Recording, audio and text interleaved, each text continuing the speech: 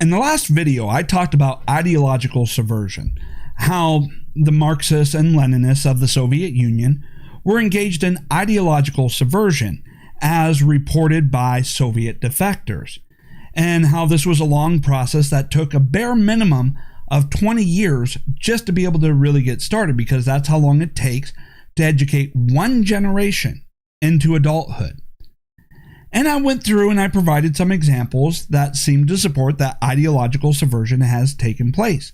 And if we don't take this seriously, it doesn't matter if we win the House and the Senate with supermajorities of the state legislatures and governors, and start passing a whole bunch of bills now, so long as they still have the school system and are able to engage in ideological subversion. Because what's going on in the classrooms? They teach and expose, 7-8 hours a day, 5 days a week, from preschool to high school graduation. They are preaching and exposing the students to Marxist-Leninist views, and they're doing so in the narrative that this is great, that this is the best system ever. Even though everywhere and every time it's ever been implemented, only those at the top of government live any quality of life, while the mass population basically is slaughtered and starving to death. But they always put it in glowing terms. And then the narrative, if they do provide any conversations about American values, democracy, freedom, it's done in a negative light. Why do you think there's so many people coming out of the school system thinking America is fundamentally evil, and therefore, as a result, we must throw away the Constitution and start from scratch? You think that all happened by accident? No, that was part of ideological subversion. And why it is that no matter how much facts, data, and evidence you provide to the left, they are unable to analyze it in any rational manner or come to any sensible conclusion. They will just automatically dismiss all evidence, no matter how overwhelming, no matter how irrefutable. They'll just dismiss it if it doesn't line with their ideological views. Why? Because that's how they've been indoctrinated through the school system, and we need to make sure we take this seriously. So if you can't run for the Senate, because you don't have the money, the influence, or, name recognition, and you can't run for the state legislature, if nothing else, run in school board elections and start setting the policies. Now, I get it. Some of us are going, well, we've already taken care of that. We already have state legislatures going out there banning the 1619 Project and critical race theory. Those are just the shiny objects that they put up as a distraction. Let's be real about this. A lot of focus was starting to be placed on the school system, and people were noticing some very disturbing things. So they created a curriculum all centered with the title Critical Race Theory and the 1619 Project, and started talking about adopting that into the school system. And so we come out and we say, hey, we're banning this. We ban it through legislation, and we think we won. We pat ourselves on the back and we stop paying attention. But the truth is, we need to stay laser focused, because critical race theory and the 1619 Project is already in the school system. It's already the fundamental narrative, the foundational narrative of the school textbooks, of the history textbooks, of the civics textbooks, of the social studies textbooks. Unless we start getting laser focused and start examining the content and the narratives that are being placed in the textbooks and the narratives that the teachers are giving while they are lecturing the students, this is only going to grow. And it doesn't matter if we take super majorities of the House, Senate, get the White House, get the super majorities of the state legislatures and governors in the next 2 election cycles, we're still going to lose long term if we don't start competing in the education system and ridding the education system of this toxic ideology of Marxist and Leninism. Unless we stamp out all of this anti-America, the U.S. is horrible and evil and irredeemable, unless we stamp that out of the school system, out of the textbooks, we're going to lose long term. Now, it is a testament, I believe, that with all of that going on in the school system, that there are still students who graduate and become Republicans, become conservatives. It is a testament that 19 to 24 years of hardcore left-wing indoctrination, that conservative values and conservative views and conservative policies are so effective, so right, that there are still those that become conservative Republicans. I mean, it is a testament. Look at the obstacle that we have to compete with. You know, the indoctrination through the school, Hollywood, and media, and social media censorship now. And we still manage to get through by having great, effective policies. It's amazing. Now, to go along with ideological subversion, we have a couple of articles that I want to talk to you about how they're implementing ideological subversion today. And so let's go ahead and take a look at this. So an article came out from the Daily Wire. It's titled, Scholar Removed from American Psychological Email Group for Saying That There Are Only Two Sexes. Interesting. And yes, I know the words on my shirt are going to be backwards. Don't get distracted by that. All right, so this is interesting. He said there's only two sexes, and then he's removed. Now, as I go through this, remember, in the last video with the interview with the Soviet defector, they stated that those who become disillusioned or showing signs of becoming disillusioned must be eliminated. Now, he was talking about, lining them up and assassinating them, but they must be eliminated and removed in such a manner that they cannot speak out, they cannot talk, they cannot influence the other groups, because a disillusioned member is the most pervasive enemy you'll ever face. And so here it is. An emeritus professor of psychology and neuroscience at Duke University has been removed from an American Psychological Association email for suggesting there are only two sexes. Now, let's take a note here. The APA, the American Psychological Association. So the left will always go through and say, hey, this group agrees with me. This group of experts, these scientists, all agree with me. And yet, when there is disagreement, they just remove them from the association. Think about the con there. They're stacking it only with their ideology, and anybody who starts even questioning it, they remove it so that they can use the argument, the fake appeal to authority, the supposed authority, to try and back up an empty argument that has no basis. Well, because this group agrees with me. Well, why do they agree with me? Because we removed anybody who disagreed. And think about that. But you're still supposed to believe that this group is authority or experts. No, they just removed everyone who disagreed with them. So now they can appeal to them in order to try and back up an empty argument. So anyways, it goes on here. Staten told the outlet that the post he believes resulted in his removal from the group was one in which he asked, and I quote, binary view of sex false? What is the evidence? Is there a Z chromosome? So he was taking a look at this whole transgenderism and this gender non-binary stuff, and he was just asking, okay, what's the evidence of this? Is there some other chromosome that, besides X and Y, that was discovered that, proves scientifically that there's more than two genders? He was just asking about that. Well, anyways, he received a letter back, or received an email explaining that he was being removed from the listserv, that it's a privilege and, and such, and that, there's been complaints about other things that he has sent out through the listserv. And as a result, he's being removed. Now, what's interesting here is listen to the language that they used in order to justify this. Okay, and so they reference the Code of Conduct policy.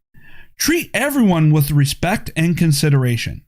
It is acceptable in a scientific organization and at scientific meetings for members to have strong differences of opinions or different theoretical perspectives on aspects of psychological science.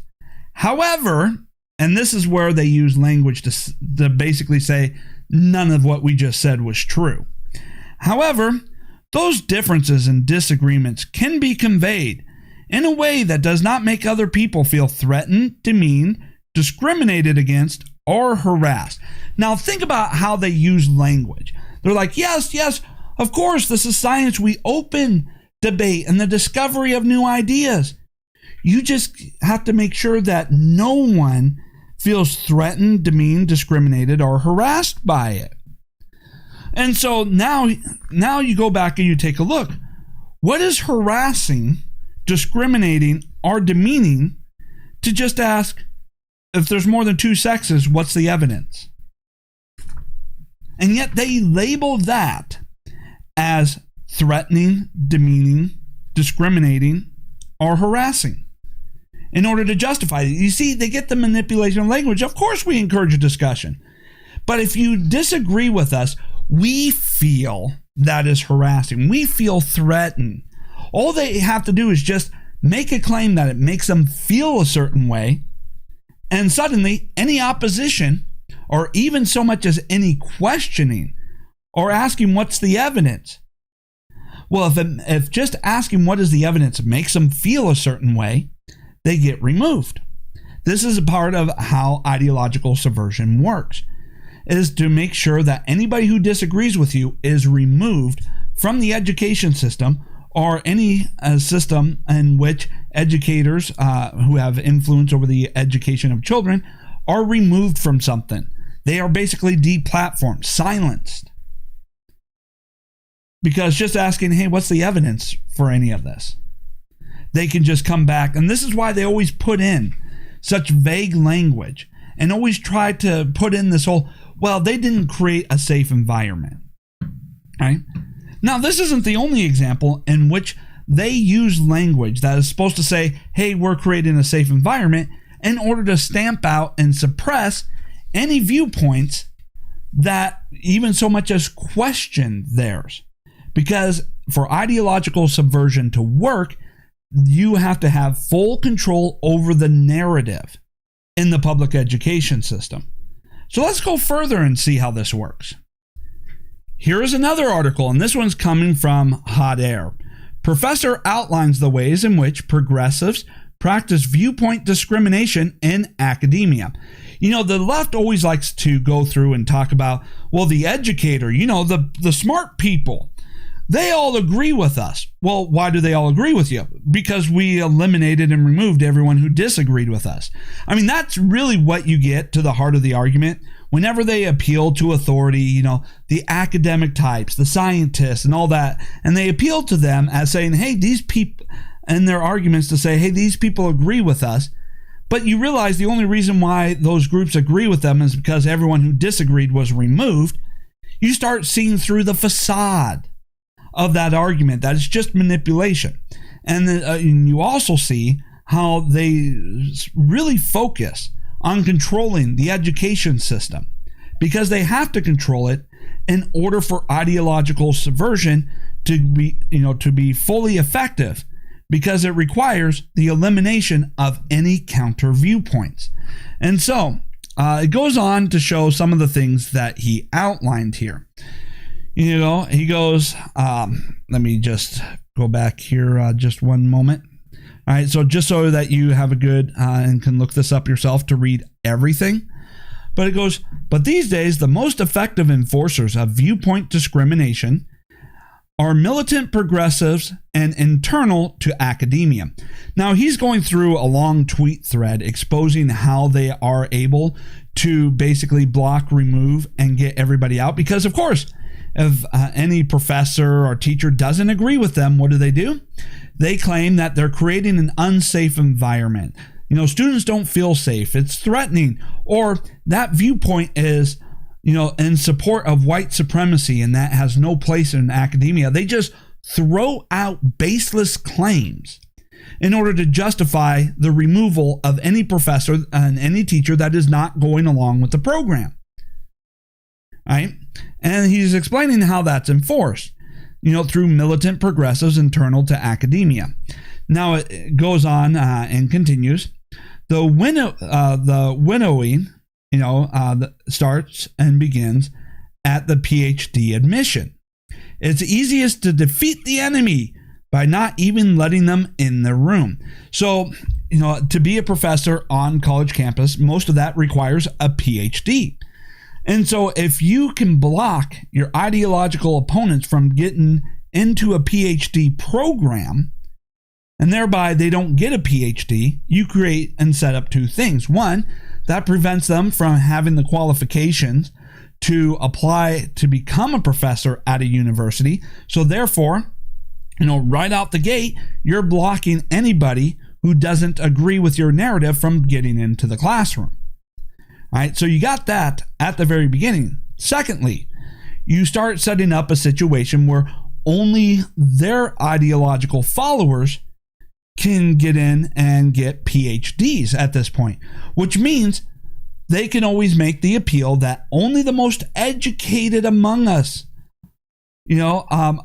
all agree one way, therefore it must be right. So you see how the manipulation begins and how ideological subversion starts happening, how they set it up. Now, they will try to block admission of an excellent but nonconformist candidate. Failing that, they'll try to block progressives and badmouth them in the field. Or block progress, sorry. So what they'll do is, if someone did manage to get through, maybe they were ideologically aligned but became disillusioned, well, then they'd start going off and trying to target and sabotage their career by bad-mouthing them, among other things, so that they can have an excuse to get rid of them because they create an unsafe environment, don't you know? Just by asking questions such as, what is the evidence? All right. He goes on to say, this is easy to do. Working with administration, they keep open-minded faculty off of the search committee. And if someone proposes the wrong language or focus, they publicly attack or privately say, those sort of people don't belong here. By the way, when is your tenure decision up? And so here's another way in which they go about this ideological subversion. So it begins at the PhD level. They're able to block anybody who's not ideologically aligned. They stack the search committee, just like they stack human resource departments, with only those who align with them politically. And then they make sure that any job descriptions, anything is worded to appeal to their ideological, subservient side. Those who ideologically agree with them, and to kind of get people who oppose their ideology to not even bother trying. But even if they do, the hiring process, the admissions process, and all that is stacked so that only those ideologically aligned with the left are making the decision of who gets in, who gets hired, right? And they're looking only for those who ideologically agree with them. And if anyone bothers to even say anything that gives the slightest hint that they don't agree with leftist ideology, they start threatening them. Hey, when is your tenure? Hey, which is, you either fall in line with us or you're not going to get tenured, which means we're going to push you out. You're not going to be renewed, and all of that. And you're going to be starting to be badmouth with claims of you're creating an unsafe environment and promotion of white supremacy. So you see how this all goes through. They stack the search process, they stack the admissions process, and they keep constant threat on those who may not agree with them in order to keep them in line. And this is academia, right? Where education, higher learning, and free thinking is supposed to be taking place, and yet they are crushing all of that. Okay, it goes on to read, but the person will have to be a truly exceptional scholar to have gotten the job despite their efforts. The vector of attack will be teaching and fit. So even if they are an exceptional scholar, their work is beyond reproach. The attack here, as it's being exposed, is teaching and fit. They'll build up a false narrative around harm insensitivity, intercultural competence, inclusivity. Basically, they're not creating a welcoming enough environment. They're creating a hostile learning environment if they don't agree with the left. And so they use these attacks and the language in order to keep the ideological imbalance so that only their narrative goes through the system. Students will have felt unsafe and unwelcome. She was defensive when confronted in class for centering whiteness by lecturing on John Brown. Now, he's also talking about, an issue going on with a specific professor that has been removed from the position.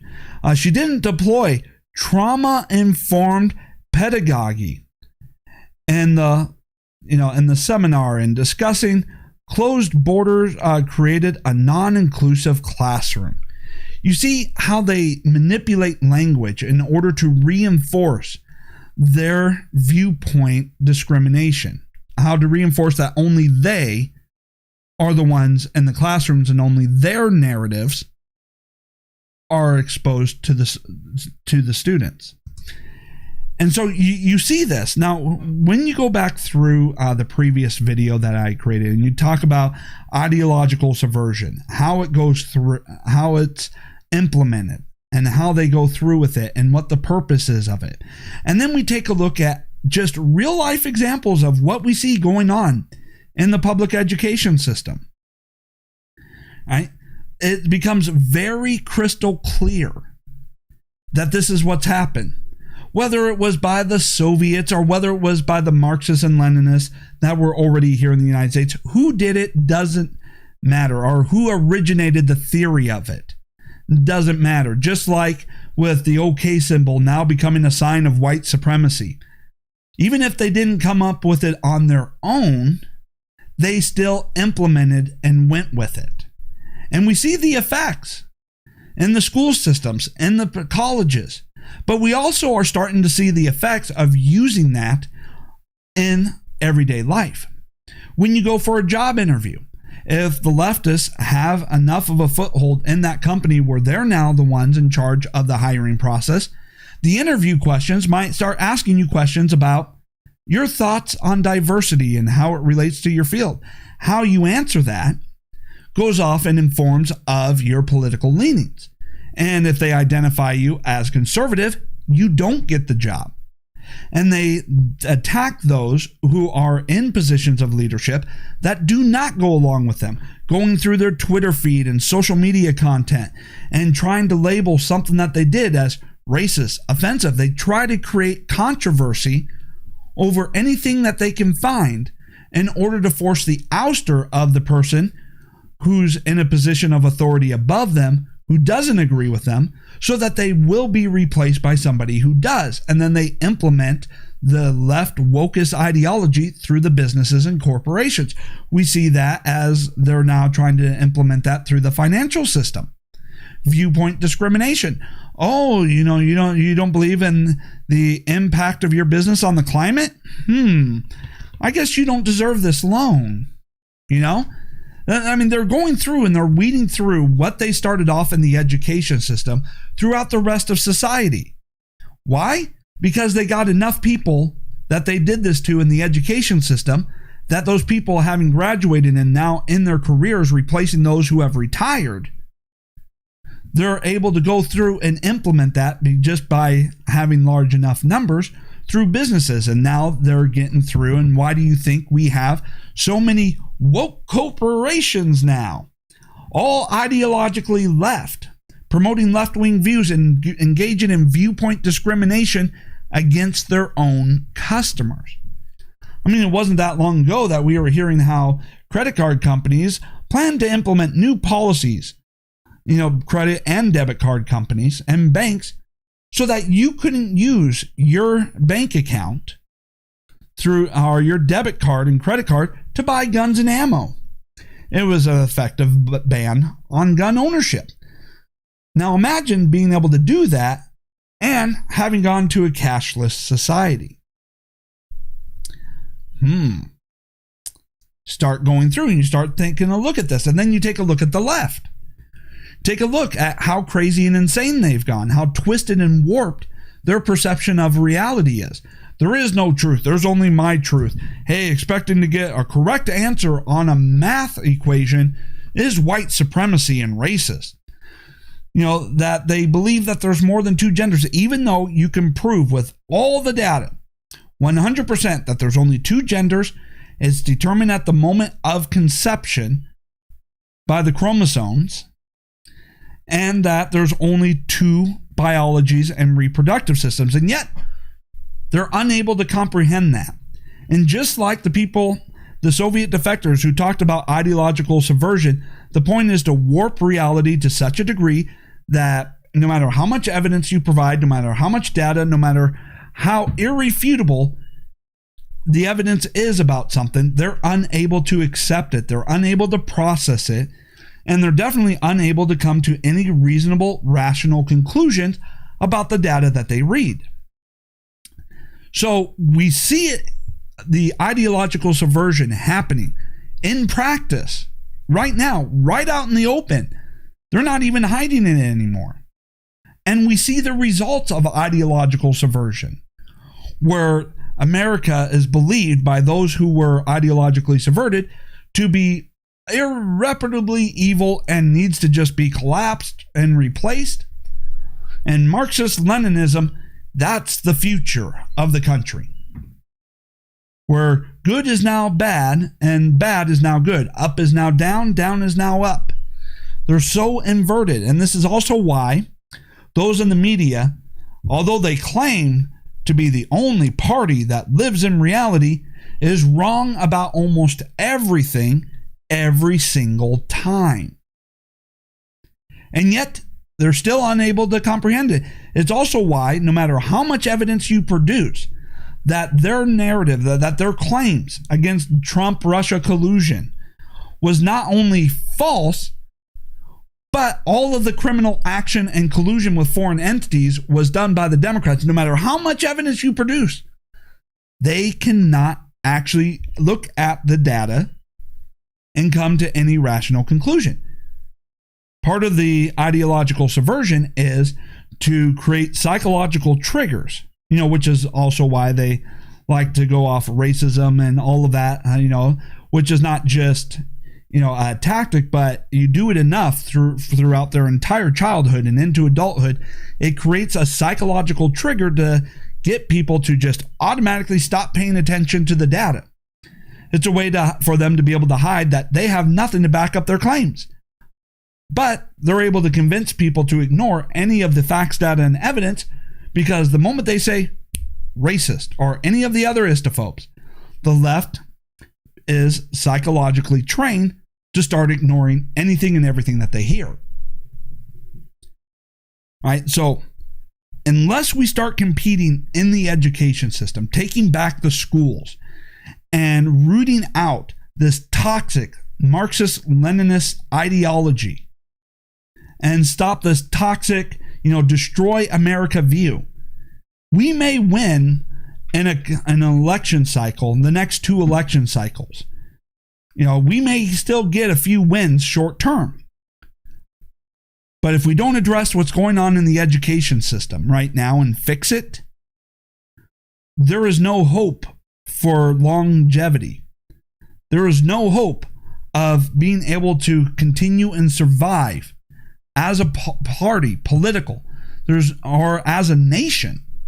Freedom and democracy has no hope of surviving, because each graduation class is going to be more indoctrinated, more ideologically subverted, more anti-American than the previous class, with one goal and one goal in mind: overthrowing the Constitution, overthrowing democracy. And we cannot compete long term against those who are ideologically radicalized throughout their entire childhood into adulthood, where the left controls the entire narrative. There's just no long-term survival in that. So we need to get serious. We need to stay focused.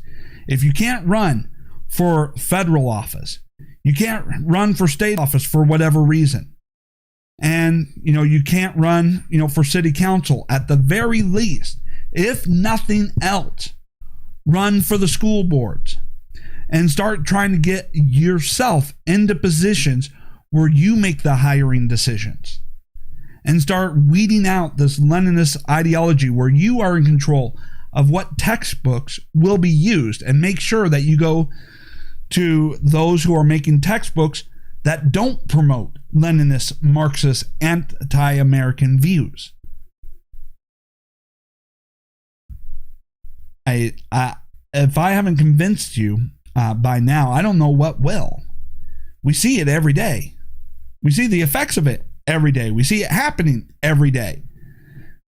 Now, if you somehow think that we can give the left the entire control over narrative, the entire control over the schools where they get to indoctrinate, and that we'll somehow survive as a country, you're delusional. All right, so start getting more laser focused on the school and taking back the curriculum and weeding this toxic garbage out.